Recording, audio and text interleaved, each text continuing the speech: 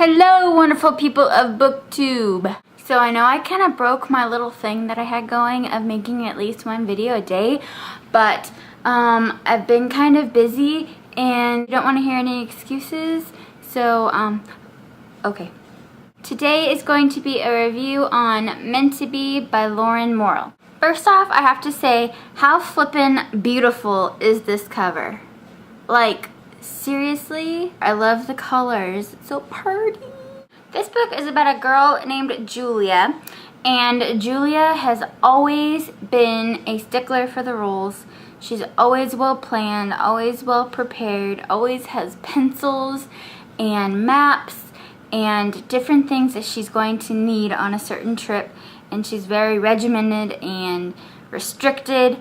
And she goes on a school field trip to London because her parents honeymoon there, and she definitely has some sentimental value to that, which you will learn about in the book. I also have to mention that Julia has a made-up term for this boy that she is in love with named Mark, and they were friends as children, and ever since then she just knew that he was the one. He was her MTB, her meant to be, because she saw her parents have such a great relationship and a beautiful relationship and always loving, and they saw each other and they knew it was love at first sight, and so she always wanted that for herself. And so she kind of saw Mark and interacted with him a little bit when she was like 5, and so she just knew from that moment on that he was going to be the one. She's also a huge fan of Shakespeare, and so she wanted to see his birthplace and his gravesite, and so she wants to visit. She is by herself on this trip. She is a member of the swim team, but I think some sort of regional championships or something like that prevented them from being able to go, and her best friend Phoebe is made to go on a family reunion trip, and so she can't go, so she's basically by herself. Miss Tennyson, who is the kind of like the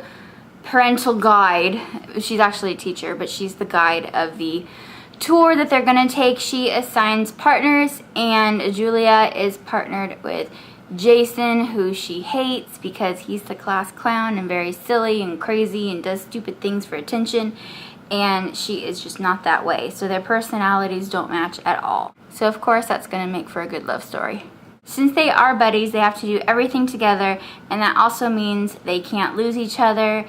They have to stay together, and you're basically a twin to your buddy on this trip. And with Julia being so regimented and serious, and Jason being carefree and fun.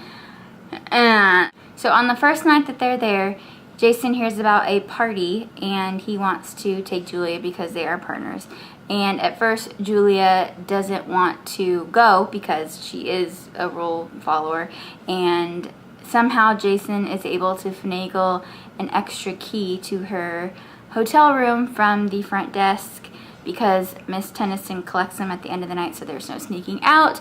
But of course, Jason is a rebel, and he's very charming and charismatic, and he is able to snag one for her. So Julia ends up going to this party, and it is a complete disaster. She ends up getting extremely drunk and talking to a bunch of people, and there ends up being a fist fight between Jason and another guy, and they kind of have to hurry out of there. She drops her bag, her favorite book is thrown to the wind, and it's just a mess. It's a hot mess. The next day she starts getting texts from a guy that she has no clue who he is, and so she starts texting him, and Jason finds out about it, and they make a deal that Jason will help her figure out who this guy is in exchange for Julia writing his research papers that they have to do during the trip. And that is the basis of this story, so now let's get on to my thoughts. I wanted to read this book because I obviously love like the fluffy love stories, but I also fell in love and started drooling when I realized that it was going to take place in London. London is one of my favorite places, even though I've never been, but I want to go in a few years. I absolutely love that place. It just looks so magical and charming, and of course, Harry Potter Museum, gotta go. But nonetheless, the other places were still amazing in this book, and that's why I wanted to read it. I absolutely love this book. I thought that the plot flowed beautifully. The events kind of just gently cascaded into each other. The writing was so addicting. I couldn't put this book down until I finished it. It was torture having to put my bookmark in because I didn't want to stop reading about them. One of my favorite things about this book, like I said, is that it took place in London. As I was reading, I had my phone with me and I was actually Googling each place that they went to so I can kind of get a feel for it, and it really helped set the scene for the book. And I can totally imagine Julia and Jason and their quarreling or whatever they were doing, and it really helped me get into the book even more.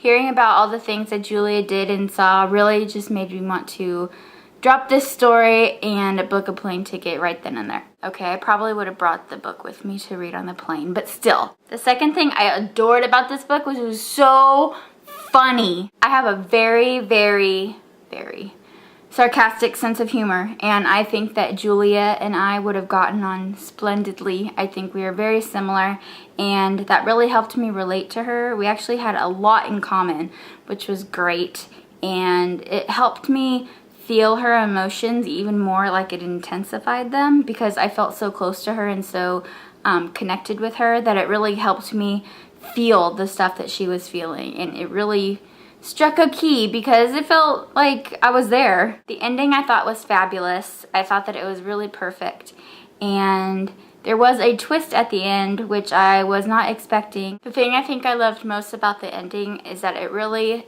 teaches you to not judge a person by their exterior.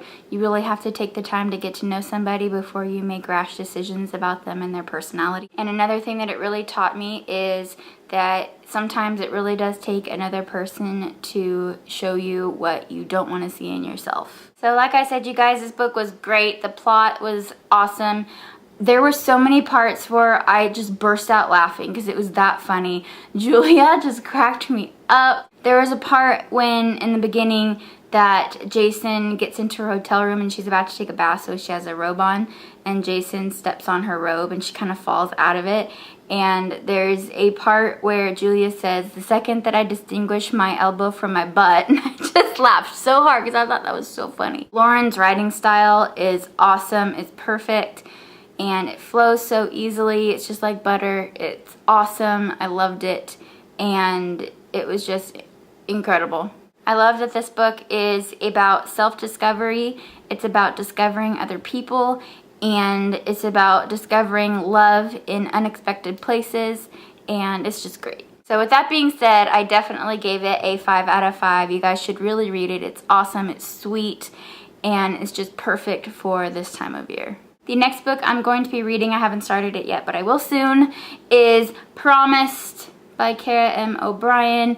Like I said, you guys, this trilogy is awesome. This is the last book in the trilogy, but I'm super duper excited to read about it. I've been looking up a lot of reviews on YouTube, and I can just tell that won't be getting any sleep tonight. So definitely check this series out. It's great and it's awesome, and Gaia is so kick-ass, and I'm super stoked. That's my review, you guys. I hope you enjoyed, and I will probably have a library haul for you soon. I have to go back and return some books, so I will definitely take you along with me and we can get some books. Thanks so much for watching, and I'll talk to you soon. Bye.